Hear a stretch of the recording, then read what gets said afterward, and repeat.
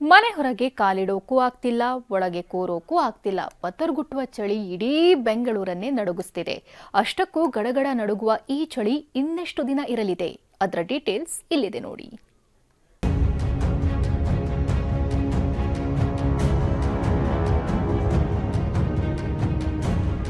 ಹದಿನಾಲ್ಕು ಡಿಗ್ರಿಗೆ ಕುಸಿದ ತಾಪಮಾನ, ನಡುಗುತ್ತಿದೆ ಬೆಂಗಳೂರು. ಪತರ್ಗುಟ್ಟುವ ಚಳಿ, ವಾಕಿಂಗ್ನಿಂದ ಜನ ದೂರ. ನಿನ್ನೆ 13, ಇಂದು 14, ಹೀಗೆ ಉಷ್ಣಾಂಶ 15 ಡಿಗ್ರಿಯೊಳಗೆ ಇಳಿದಿದೆ. ಬೆಂಗಳೂರು ಫ್ರೀಜರ್ನಂತಾಗಿದ್ದು, ಇದೇ ವಾತಾವರಣಕ್ಕೆ ಜನ ಪತರ್ಗುಟ್ಟಿದ್ದಾರೆ. ಬೆಂಗಳೂರು ಸೇರಿದಂತೆ ರಾಜ್ಯದಲ್ಲಿ 2 ದಿನ ಶೀತಗಾಳಿಯ ಅಲರ್ಟ್ ನೀಡಲಾಗಿದೆ.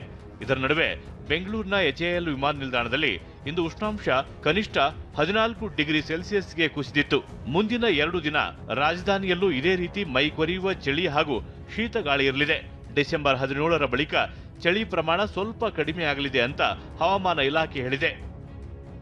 ಇಂದು ಕರ್ನಾಟಕದ ಉತ್ತರ ಒಳನಾಡಿನ ಎಲ್ಲ ಜಿಲ್ಲೆಗಳಲ್ಲಿ ಶೀತಗಾಳಿ ಮುಂದುವರೆದಿದ್ದು, ಬೆಂಗಳೂರಿನಲ್ಲಿ ಕನಿಷ್ಠ ಉಷ್ಣಾಂಶ ಸುಮಾರು 15 ಡಿಗ್ರಿ ಸೆಂಟಿಗ್ರೇಡ್ ದಾಖಲಾಗಿದೆ.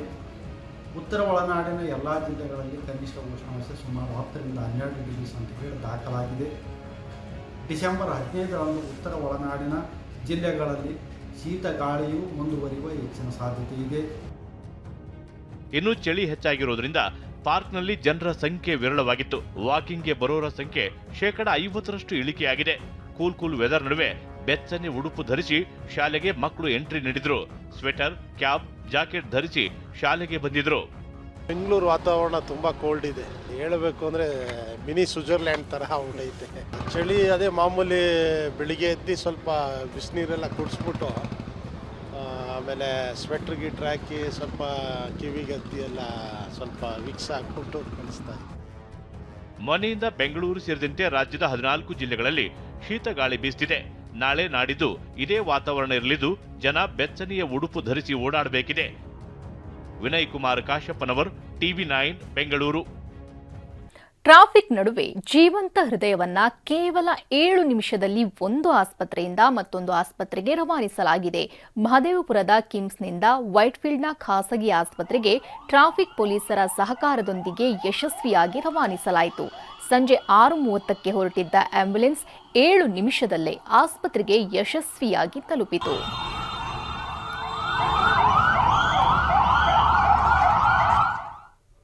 ಎಗೋಸ್ ನ್ಯೂಟ್ರಿಷನ್ ಕಂಪನಿಯ ಮೊಟ್ಟೆಯಲ್ಲಿ ಕ್ಯಾನ್ಸರ್ ಕಾರಕ ಅಂಶ ಇದೆ ಅಂತ ಟ್ರಸ್ಟಿಫೈಡ್ ಹೆಸರಿನ ಯೂಟ್ಯೂಬ್ ಚಾನೆಲ್ ಒಂದು ವಿಡಿಯೋ ಮಾಡಿದೆ.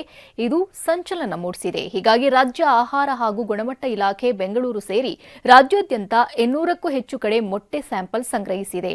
ಬೆಂಗಳೂರಿನಲ್ಲೇ 50ಕ್ಕೂ ಹೆಚ್ಚು ಕಡೆ ಸ್ಯಾಂಪಲ್ ಸಂಗ್ರಹಿಸಿ ಲ್ಯಾಬ್ಗೆ ಕಳುಹಿಸಲಾಗಿದ್ದು, ಮುಂದಿನ ವಾರ ವರದಿ ಆರೋಗ್ಯ ಇಲಾಖೆಯ ಕೈ ಸೇರಲಿದೆ.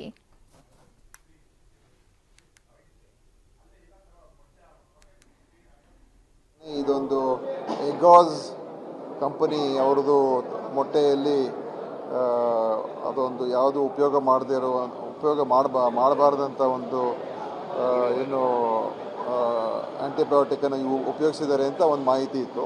ಅದರಿಂದ ಅದ್ರ ಬಗ್ಗೆ ಸ್ಪಷ್ಟವಾದಂಥ ವಿಚಾರ ತಿಳ್ಕೊಳ್ಬೇಕು ಅಂತ ಒಂದು ನಮ್ಮ ಇಲಾಖೆಯವ್ರಿಗೆ ಹೇಳಿದ್ದೀನಿ. ಯಾಕೆಂದರೆ ಮೊಟ್ಟೆ ಇವತ್ತು ನಿಜವಾಗ್ಲೂ ವ್ಯಕ್ತಿ ಆರೋಗ್ಯಕ್ಕೆ ಭಾಳ ಒಳ್ಳೆಯದು. ಆದರೆ ಅದರಲ್ಲಿ ಏನಾದರೂ ಗೊಂದಲ ಇದ್ದರೆ ಅದನ್ನು ನಾವು ಸರಿಯಾಗಿ ತಿಳ್ಕೊಳ್ಬೇಕಾಗ್ತದೆ. ಈಗಾಗಲೇ ನಾವು ನಮ್ಮ ಇಲಾಖೆಗೆ ಹೇಳಿದ್ದೀನಿ. ಕೆಲವು ಸ್ಯಾಂಪಲ್ಗಳೆಲ್ಲ ಅವರು ಈಗ ತಗೊಂಡಿದ್ದಾರೆ. ಈಗ ಬೆಂಗಳೂರಿನ ಇತರ ಸುದ್ದಿಗಳನ್ನು ಫಟಾಫಟ್ ಅಂತ ನೋಡೋಣ. ಜಸ್ಟ್ 5ನಲ್ಲಿ ಸಮಯ ಮೀರಿದ್ರೂ ಅನಧಿಕೃತವಾಗಿ ಪಬ್ ಅಂಡ್ ರೆಸ್ಟೋರೆಂಟ್ ಓಪನ್ ಇದ್ದಿದ್ದಕ್ಕೆ ನಟಿ ಶಿಲ್ಪಾ ಶೆಟ್ಟಿ ಒಡೆತನದ ಬ್ಯಾಸ್ಟಿನ್ ಪಬ್ ವಿರುದ್ಧ ಎಫ್ಐಆರ್ ದಾಖಲಿಸಲಾಗಿದೆ. ಸೇಂಟ್ ಮಾರ್ಕ್ ರಸ್ತೆಯಲ್ಲಿರುವ ಬ್ಯಾಸ್ಟಿನ್ ಪಬ್ ವಿರುದ್ಧ ಕಬ್ಬನ್ ಪಾರ್ಕ್ ಪೊಲೀಸ್ ಠಾಣೆಯಲ್ಲಿ ಎಫ್ಐಆರ್ ದಾಖಲಾಗಿದೆ. ಇದರ ಜೊತೆಗೆ ರೆಸಿಡೆನ್ಸಿ ರಸ್ತೆಯಲ್ಲಿರುವ ಸೋರ್ ಬ್ಯಾರಿ ಪಬ್ ವಿರುದ್ಧವೂ 103 ಕೆಪಿ ಆಕ್ಟ್ ಅಡಿ ಎಫ್ಐಆರ್ ದಾಖಲಿಸಲಾಗಿದೆ.